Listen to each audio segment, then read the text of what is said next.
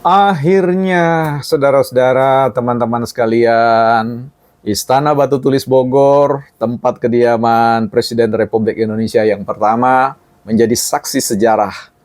Ya, sebuah peci hitam disematkan di kepala Ganjar Pranowo oleh Ibu Megawati Soekarno Putri untuk menandai dimulainya kontestasi pencalonan atau kontestasi pemilihan presiden 2024 ya. Nah, yang menarik di sini adalah ketika peci yang pertama sudah ada pada pada calon presiden Ganjar Pranowo, dan menjadi menarik untuk kita pertanyakan peci yang kedua diberikan kepada siapa.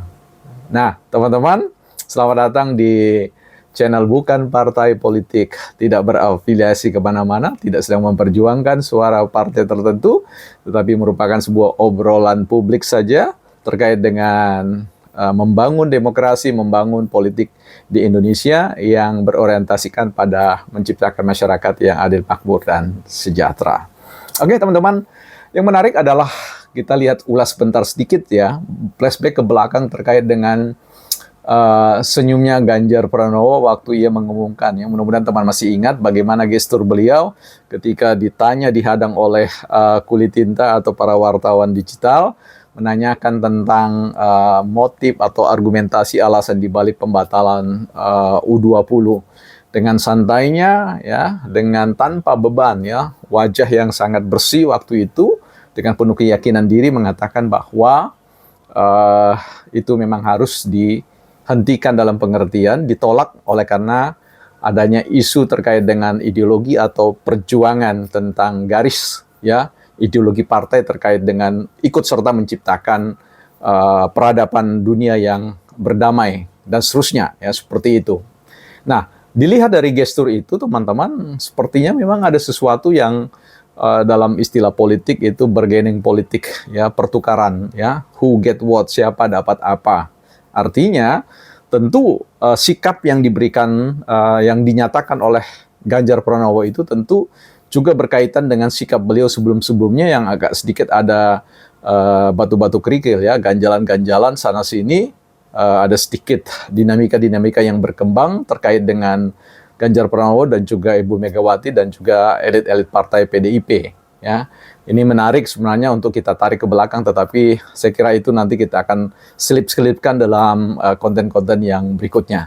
Tetapi yang menjadi menarik sekarang ini adalah siapa yang akan menjadi orang kedua yang menerima peci hitam, ya, terkait dengan sebuah deklarasi, ya, penguatan tentang figur profil PDIP sebagai partai yang nasionalis dan religius.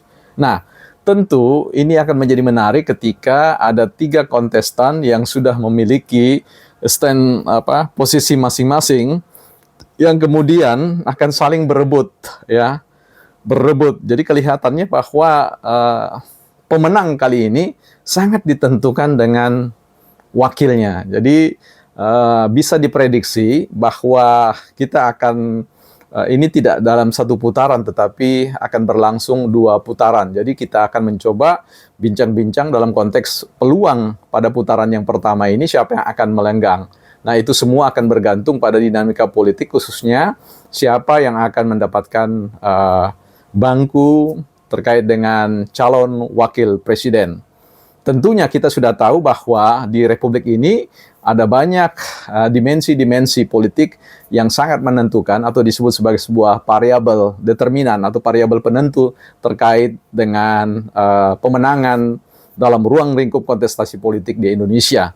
Tentu bisa datang dalam konteks basis agama, ya, kemudian basis kepemilikan sumber finansial atau properti politik, kemudian juga dalam konteks tingkat elektabilitas, ya, modal sosial yang bersangkutan, dan banyak lagi instrumen-instrumen determinan-determinan yang akan sangat berpengaruh. Tetapi kita bisa melihat di situ ada 3 yang akan menjadi sebuah faktor determinan yang paling memberikan pengaruh besar terhadap pemenangan dari setiap calon. Ya, yang pertama adalah tentu dukungan basis politik. Dukungan basis politik ini adalah dukungan basis partai. ya keputusan bahwa partai kemudian berafiliasi kepada PDIP kah, kepada Gerindra kah, atau kepada Demokrat dan seterusnya dalam konteks komposisi koalisinya masing-masing, ini akan sangat menentukan. Dan kita akan tahu bahwa basis partai suara politik itu tentu akan diukur dalam konteks seberapa banyak secara kuantitatif ya dia memenangkan suara pemilu sebelumnya. Nah, ini akan menarik ketika kita melihat ada di situ partai Golkar, kemudian ada partai PKB, ya, dan juga partai-partai yang lain, ya. Ini menarik untuk dilihat, ada Demokrat dan seterusnya. Dari sisi ini kemudian nanti akan turun pada konteks basis agama, ya, identitas agama dalam konteks berbicara tentang basis massa, bicara tentang agama mewakili satu organisasi keagamaan tertentu. Bisa saja misalkan NU, ya, dan di situ kita lihat bahwa ada banyak kader-kader terbaik NU seperti Caimin, ya, kemudian juga bicara tentang Hopipa, bicara tentang Pak Mahfud, dan bicara dengan Pak Mahfud, dan kemudian satu lagi adalah berbicara tentang posisi Yeni Wahid, ya, sebagai penerus Gus Dur, ya. Jadi ini juga akan sangat menentukan di situ. Nanti kita akan lihat polarisasi kalau misalkan NU yang kemudian akan menduduki mendapatkan peci hitam yang kedua, ya, maka kita akan lihat sebenarnya komposisinya siapa di antara mereka yang akan lebih berpeluang. Ya, tetapi kalau itu dari sisi basis agama. Tapi kalau dari sisi basis properti, ya, atau katakanlah sumber daya finansial politik, ya, katakanlah dari sisi keuangan, maka nama-nama seperti Sandiaga Uno, Erick Thohir akan menjadi memberi ruang yang besar kepada mereka dua untuk mendampingi Ganjar Pranowo. Tetapi saya belum melihat ke arah sana. Bahkan ketika bicara tentang Erick Thohir, maka kita akan berbicara ada tugas yang sebenarnya sangat besar yang harus dia lalui sebelum dia masuk ke dalam konteks bursa pencalonan presiden dan wakil presiden di masa-masa yang akan datang. Jadi ini berbicara tentang peluang Erick Thohir dalam konteks membuktikan dirinya, sekalipun sudah diberikan kepercayaan sebagai Menteri Badan Usaha Milik Negara, tetapi tentu sepak bola ini akan menjadi jembatan yang baik bagi Erick Thohir untuk membuktikan apakah dia pantas untuk membangun Indonesia atau memimpin Indonesia dalam skala penugasan yang jauh lebih besar lagi, ya. Jadi ini menjadi penting, ya, sekalipun kita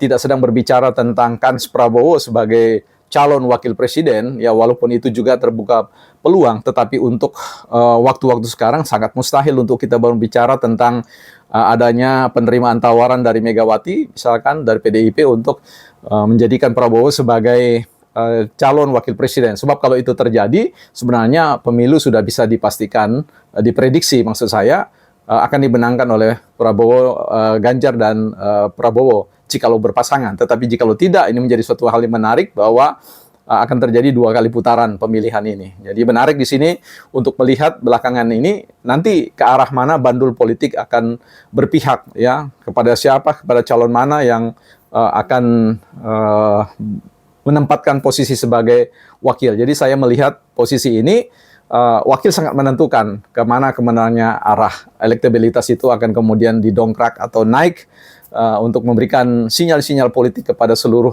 masyarakat bahwa sebagian besar atau mayoritas masyarakat akan berpihak pada calon yang mana. Ya, ini menarik teman-teman. Kita akan terus ikuti, ya, di Bukan Partai Politik.